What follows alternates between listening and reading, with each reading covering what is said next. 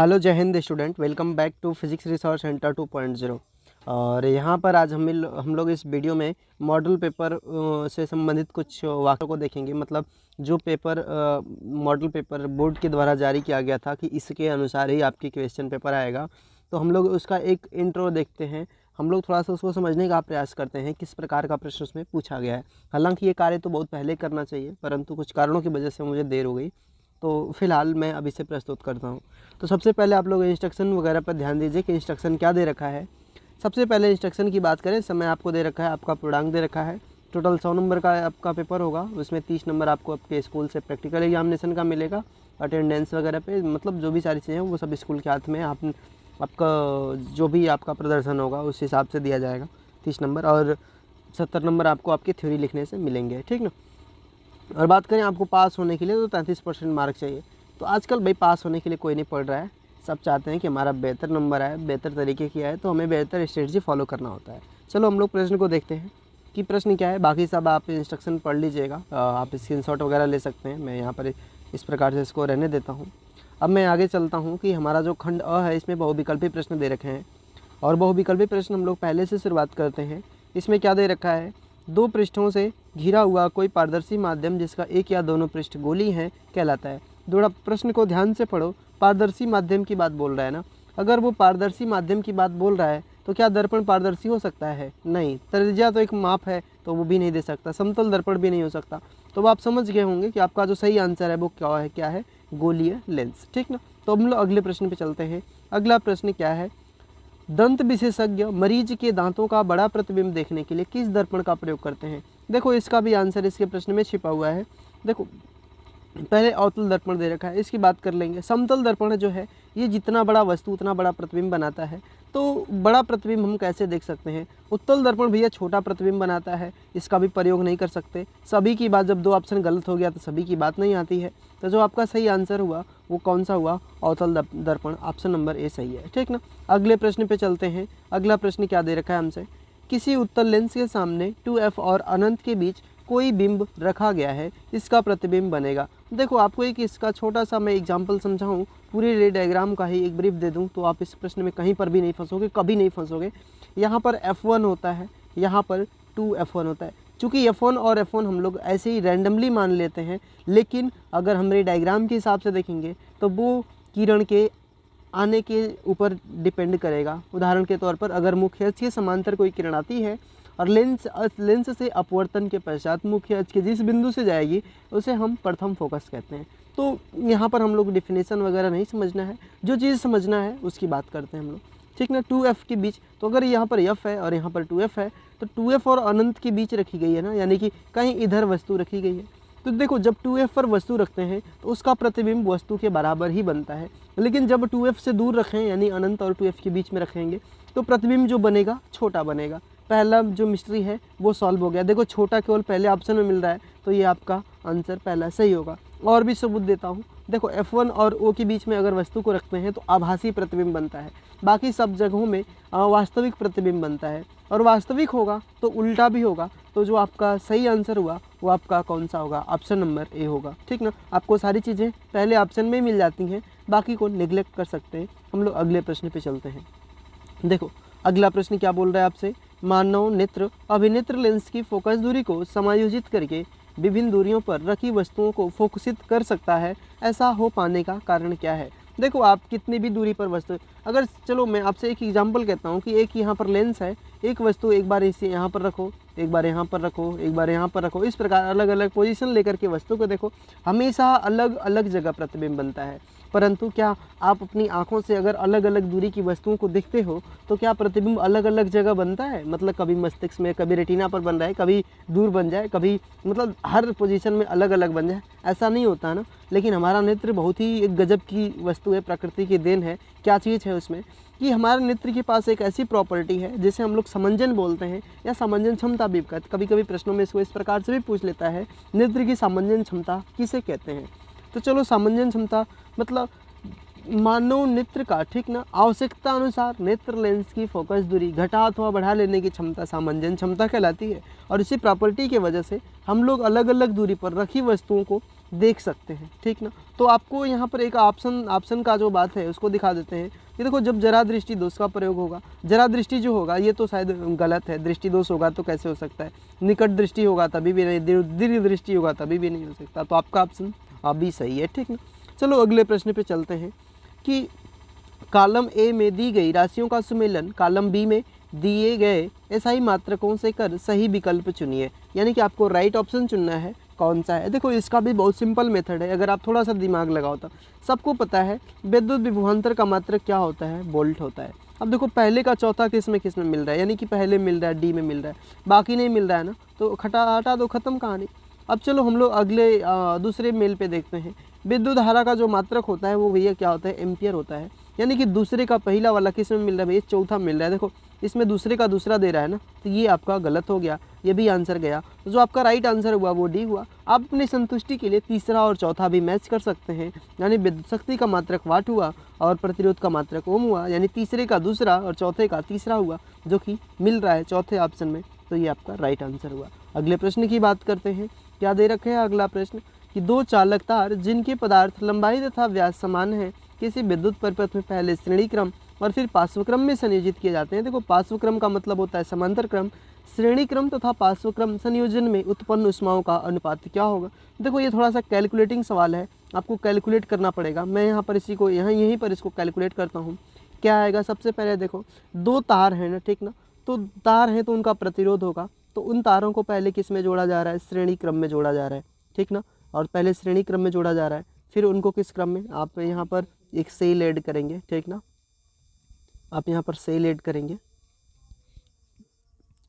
मैं ऐड करता हूँ यहाँ पर, इस प्रकार से करके हमने एक सेल ऐड कर दिया इसमें, ठीक ना, सेल ऐड कर दिया। अब देखो ये आर हुआ और ये आर हुआ, दोनों तार की लंबाई अगर सेम है और उनका जो व्यास सेम है तो प्रतिरोध भी क्या होगा, सेम ही होगा, ठीक ना। अगला चलते हैं, अब समांतर क्रम में जोड़ना है, यानी कि एक तार ये हो गया, दूसरे तार ये हो गया, ये बेसिकली हम प्रतिरोध को दिखा रहे हैं लेकिन है ये एक्चुअल में तार, ठीक ना।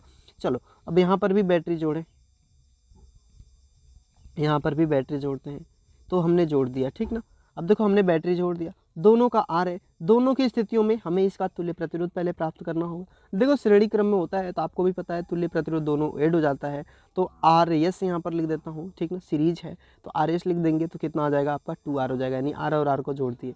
यहाँ पर देखो हमें आर पी ज्ञात करने की जरूरत पड़ेगी। आर पी क्यों ज्ञात करेंगे, क्योंकि समांतर क्रम है, समांतर क्रम में आर गुणे में आर बटा में आर प्लस में आर, ये आप पढ़े हुए होंगे। ऊपर आर स्क्वायर हुआ, नीचे क्या हुआ आपका 2R हुआ, एक आर से आर काट देंगे तो आर बटा में क्या आ गया, 2 आ गया, यानी आपको दोनों स्थितियों में तुल्य प्रतिरोध मिल चुका है। अब आपको पता है, अब देखो इस चीज़ को अब आप ध्यान रख लेना कि क्या चीज़ें हैं, कितना तुल्य प्रतिरोध आया है। बाकी अब हम लोग इसको सॉल्व करना शुरू करते हैं। देखो जब सॉल्व करना शुरू करेंगे तो सबसे पहले आपको उष्मा का वैल्यू फार्मूला पता होना चाहिए। कई सारे फार्मूलेज होते हैं, हम एक फार्मूला यूज कर लेते हैं, उन्हीं में से V²/R इंटू में T, ये वाला फार्मूला यूज कर लेते हैं। किसी चालक तार में अगर हम T समय में उसके सिरों पर V विभवांतर लगा करके उष्मा अगर प्रवाहित करें, धारा प्रवाहित करें और तार के सिरों का जो प्रतिरोध है वो R हो, तो उसमें कितनी उष्मा उत्पन्न होगी, इस फार्मूले से पता किया जा सकता है, ठीक ना। अब देखो चूंकि हम लोग इसमें विभव और समय की बात नहीं हो रही है, उसे हम लोग इक्वल ही रखेंगे दोनों भी स्थितियों में, यानी कि उसमें क्या बोलते हैं, समांतर क्रम में और श्रेणी क्रम में। इस अवस्था में अगर हम ज्ञात करना चाहें एच का मतलब है श्रेणी क्रम में अगर उन तारों को जोड़ते हैं तो कितनी उष्मा आएगी, ठीक ना। तो अगर वैल्यू हम बात करें तो कितना हो जाएगा आपका V² और श्रेणी क्रम में कितना प्रतिरोध आया है 2R इंटू में T, इतना वैल्यू आ जाती है। अगर हम इस समांतर क्रम में अगर प्राप्त करना चाहें तो कितना हो जाएगा आपका HP हो जाएगा V² में कितना हो जाएगा भैया, R बटा में 2 आया था ना, तो R बटा में 2 का R बटा 2 इंटू में T। अब देखो ये R बटा 2 है ना, तो जब आप 2 को इसको सिंपल फॉर्म में लाओगे तो ये कहाँ चला जाएगा, ऊपर चला जाएगा। सिंपल, आप कुछ करो नहीं यहाँ पर, यहाँ से मैं थोड़ा सा इस लाइन को हटा देता हूँ। अब देखो दोनों तरफ भाग दे दो, यानी हमको अनुपात ही चाहिए ना, जब हमें अनुपात चाहिए तो क्या करो, भाग दे दो, सिंपल, ख़त्म। अब इधर से इधर अगर हमने भाग दे दिया तो अब थोड़ा सा आप दिमाग लगाओ, कितना हो जाएगा कि V² से तो V² कैंसिल, T से T कैंसिल और R से R कैंसिल, ठीक ना। अब देखो ये जो 2 है इसका गुणा कहाँ पर होगा, पहले ये 2 है तो ये कहाँ पर जाएगा, इसके पास जाएगा, जब इसके पास जाएगा तो इसका गुणा नीचे होगा। तो सिंपल मैं ये बात करूँगा, आपका HS में जो HP होगा वो कितना आ गया 1/4, 1/4 का मतलब 1 संबंधे 4, ये आपका राइट आंसर हुआ। तो अब आप ऑप्शन मैच कर लो कौन सा आपका ऑप्शन मिल रहा है, जो कि मेरे अनुसार आपको सी वाला ऑप्शन मिल रहा है, ठीक ना। तो अब हम लोग नेक्स्ट प्रश्न पे चलते हैं कि हमारा अगला प्रश्न कौन सा है। बोल रहा है किसी विद्युत धारावाही सीधी लंबी प्रणालिका के भीतर चुंबकीय क्षेत्र की बात कर रहा है, कितना चुंबकीय क्षेत्र होता है। पहला देखो भैया शून्य तो नहीं हो सकता, ठीक ना, क्योंकि जो उसके भीतर है। सी से सिरों की ओर जाने पर घटता है, ये भी गलत बात है। इसके सिरों की ओर जाने पर ये भी गलत बात है। सभी बिंदुओं पे समान रहता है, जो कि इसका क्या है, राइट आंसर है, ठीक ना। विद्युत प्रणालिका की बात कर रहा है, ठीक है, उसके भीतर की बात कर रहा है। इतना आप ध्यान रखोगे विद्युत प्रणालिका कैसे होता है, कुछ इस प्रकार से करके बेलनाकार होता है। इस पर हम लोग क्या करते हैं, तार को इस प्रकार से करके लपेट देते हैं ना, इसमें क्या करंट को फ्लो कराते हैं इस अवस्था में, ठीक ना। इसके भीतर पूछ रहा है, इसके भीतर सभी बिंदुओं पर जो चुंबकीय क्षेत्र होता है वो क्या होता है, समान होता है। अब खंड ख पे चलते हैं कि हमारा जो अगला प्रश्न है वो क्या दे रखा है। देखो बेंजीन का संरचनात्मक सूत्र आपसे पूछ रहा है, इसका संरचनात्मक सूत्र क्या होता है। सबसे पहले आपको इसका अणुसूत्र बता दें, C6 और कितना है, ये 6 होता है, यानी कि 6 कार्बन और 6 हाइड्रोजन होता है। देखो 6 हाइड्रोजन 6 कार्बन 6 हाइड्रोजन किसमें मिल रहा है, 2 2 4, इसमें 5 है, खत्म कहानी। इसमें 3 3 6, इसमें ज़्यादा है, इसकी भी कहानी खत्म, इसकी भी खत्म। 2 2 4 2 6 2 8, इसकी भी कहानी खत्म। इसमें देखो 2 2 4 1 5, ठीक ना, सॉरी 6, ठीक, 2 2 4 और 1 5 1 6, यानी कि जो आपका सी वाला राइट होगा। लेकिन देखो आपको इतना से समझ नहीं इतना केवल समझ नहीं लेना कि अगर 6 हाइड्रोजन है तो वो बेंजीन होगा ही, ठीक ना। इसमें भी ध्यान दिया जाता है एकांतर क्रम में, ठीक ना। मैं एक स्ट्रक्चर बना देता हूँ बेंजीन का। एकांतर क्रम में इसमें क्या होता है, सिंगल बॉन्ड डबल बॉन्ड होता है, ठीक ना। क्या होता है, डबल बॉन्ड। एक यहाँ पर एकांतर क्रम का मतलब एक छोड़ करके यहाँ पर डबल बॉन्ड होता है। अब कार्बन के पास 4 बॉन्ड पूरे होने चाहिए, तो इसलिए यहाँ पर एक हाइड्रोजन जुड़ता है, यहाँ पर भी एक जुड़ता है, यहाँ पर भी एक हाइड्रोजन जुड़ जाता है, ठीक ना। यहाँ पर भी एक हाइड्रोजन जुड़ जाता है, यहाँ पर भी एक जुड़ जाएगा और यहाँ पर भी एक हाइड्रोजन जुड़ जाएगा। इस प्रकार से कुल करके आपका जो ऑप्शन सी वाला होगा वो राइट आंसर होगा, ठीक ना। अगले प्रश्न पे चलते हैं। अगला प्रश्न कौन सा है। अगला प्रश्न आपसे बोल रहा है कि निम्न में से समजातीय श्रेणी है, ठीक है। देखो समजाति का मतलब एक जैसी श्रेणी कौन सी है। एक जैसी श्रेणी का मतलब उनका जो क्रियात्मक समूह है, फंक्शनल ग्रुप है, वो भी एक जैसा होना चाहिए। चलो सबसे पहले बात करते हैं। देखो पहले में CH4C2H6 दिख रहा है। CH4 अगर आप पढ़े हो IUPAC ने, तो ये मेथेन है और ये क्या है, एथेन है, ठीक ना।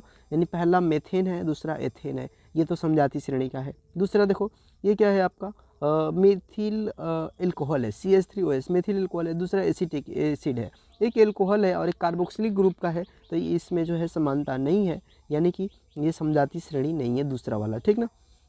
तीसरा देखो एथेन और एल्कोहल दे रखा है, ये भी समजातीय श्रेणी नहीं है।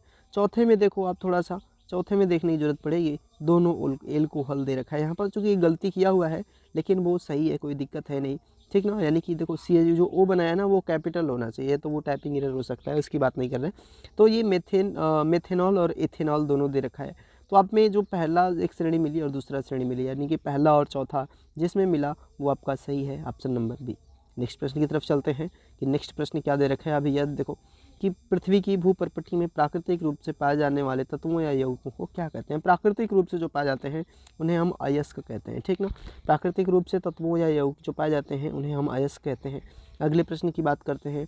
अगला प्रश्न क्या दे रखा है, दांतों का क्षय कब प्रारंभ होता है, ठीक ना। दांतों का क्षय कब प्रारंभ होता है। दांतों की अगर क्षय की बात करेंगे तो देखो जब मुंह के pH मान का वैल्यू कम हो जाता है, यानी कि अम्लीय हो जाता है, यानी 5.5 से जब वो कम हो जाता है तो हमारे दांतों का क्षय प्रारंभ हो जाता है, ठीक ना। इस समय इनेमल जो होता है वो कमज़ोर पड़ने लगता है।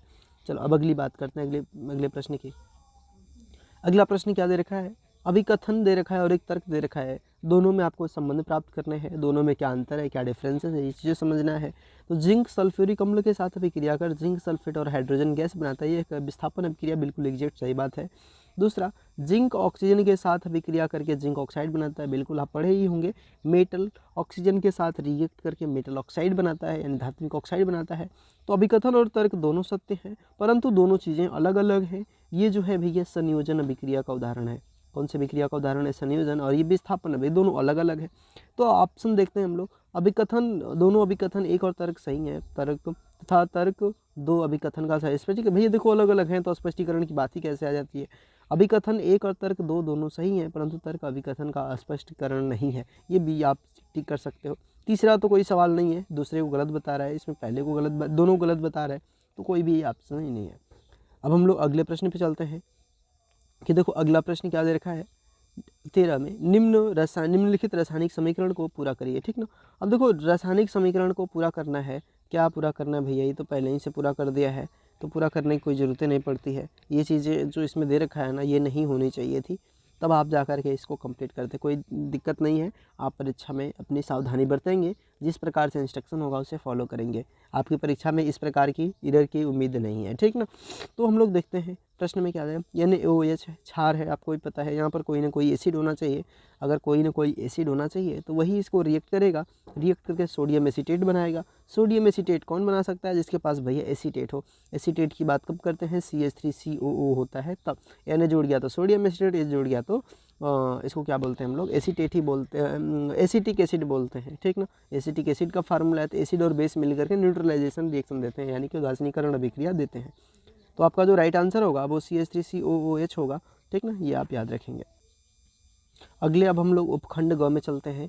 उपखंड ग में क्या बोल रहा है आपसे, देखो उपखंड ग की जैसे हम बात करते हैं ना, इसमें बोल रहा है अंतः श्वसन के दौरान वायु प्रवाह का सही मार्ग कौन सा है, ठीक ना। देखो थोड़ा सा डिक्लाइन करना शुरू करो कि नासा द्वार कंठ ग्रसनी, ये बात गलत है, पहले ग्रसनी आती है फिर कंठ आता है, तो पहला आंसर ऐसे ही गलत, ठीक ना। पहला जो ऑप्शन है वो ऐसे ही खत्म हो गया, तो पहला खत्म, ठीक। दूसरा नासा द्वार नासा मार्ग श्वसनी श्वास नली ग्रसनी, ग्रसनी बाद में कंठ कुफिकाएँ, ये देखो यहाँ पर ये आपका जो श्वास नली है ना, श्वास नली से पहले ग्रसनी और कंठ होने चाहिए, तो ये आपका दूसरा भी गलत।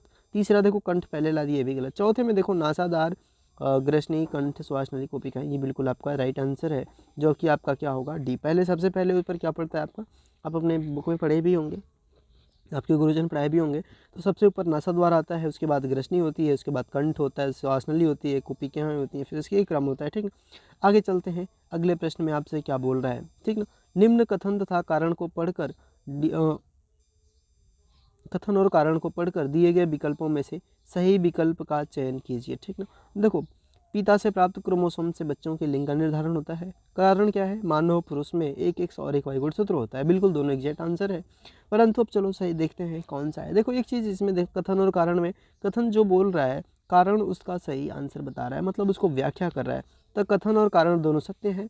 देखो बी वाले में ऑप्शन में भी बोल रहा है, परंतु कारण कथन की सही व्याख्या नहीं करता, ये गलत बात है, क्योंकि उसकी व्याख्या करता है ना, तो पहला ऑप्शन ही सही होगा। कथन सत्य कारण सत्य, ये भी गलत बात और ये भी गलत बात।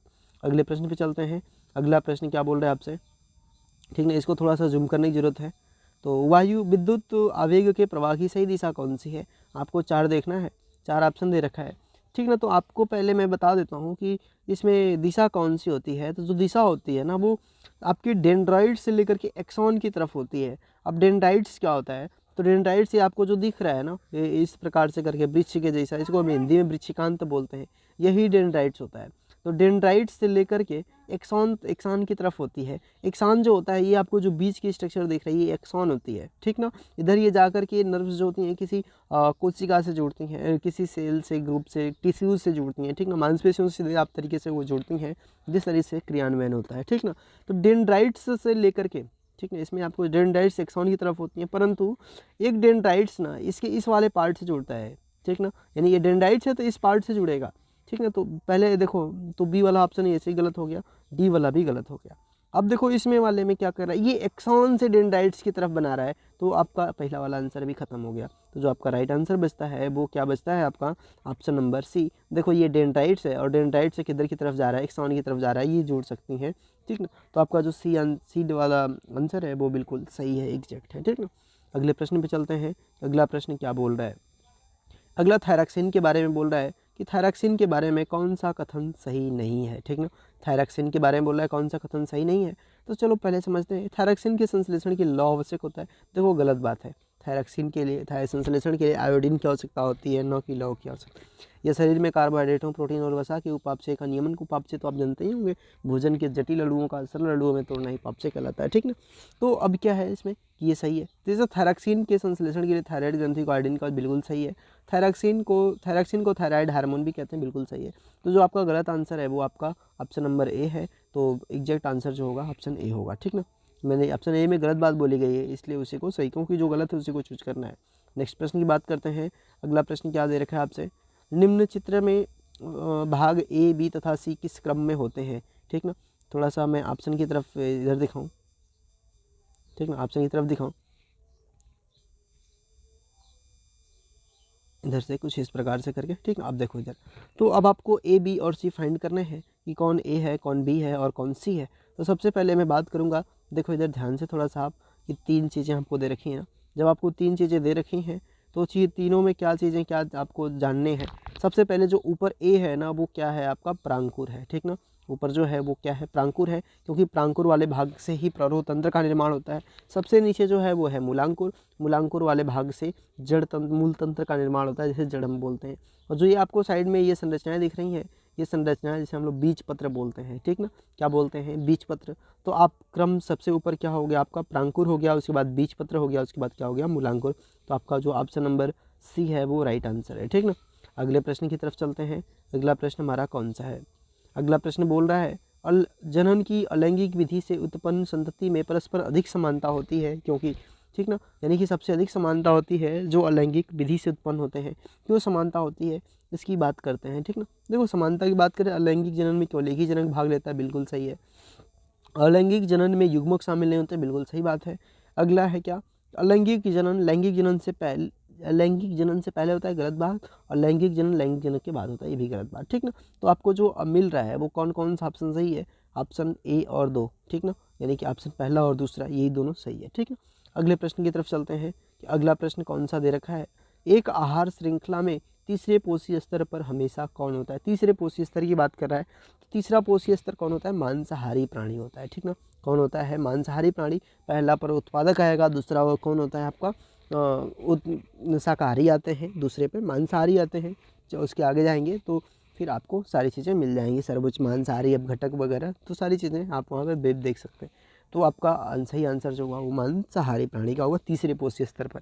तो मैं उम्मीद करता हूँ कि आपको ये 20 प्रश्न यहाँ पर समझ में आए होंगे। अब मैं आपसे मिलता हूँ कुछ और भी वीडियोस में, जो कि इसमें अन्य सारे प्रश्न हैं। तो उन प्रश्नों को मैं क्या करता हूँ ना कि सीधे तौर पर उनका एक ब्रीफ, एक थोड़ा शॉर्ट नोट्स की मैं आपको एक वीडियोज डाल रहा हूँ, उसको आप देख लेना, ठीक ना। तो ऐसे अगर हम इसको डिस्कस करने लगे हैं तो कोई ज़्यादा कठिन प्रश्न तो है नहीं, परंतु आपको थोड़ा सा ध्यान देना होगा। देखो ये 3 प्रश्न है और तीनों पर तो ध्यान जरूर लगाना, क्योंकि ये तीनों किसी न किसी रूप में मिल जाएंगे। एक है ना कि ना जाने किस रूप में नारायण मिल जाएगा, ठीक ना। तो ये इन तीनों के तो उम्मीद है कैसे भी करके हो सकता है मिल ही जाए। तो आगे चलते हैं हम लोग। देखो यहाँ पर हम लोग ये ग्रंथि वगैरह की बात करते हैं, कौन सी ग्रंथि है, ठीक है। सबसे ऊपर आपका पीनियल, उस पिट्यूरी, उसके बाद थायराइड, उसके बाद कौन सी आपकी अग्नाशय ग्रंथि। तो सारी चीज़ें यहाँ पर आपको मिलेंगी, आपको यही सारी चीज़ें बतानी भी है, ठीक ना। तो अब हम लोग आगे चलते हैं। तो अब हम नेक्स्ट वीडियो में मिलते हैं आपसे, तब तक के लिए जय हिंद।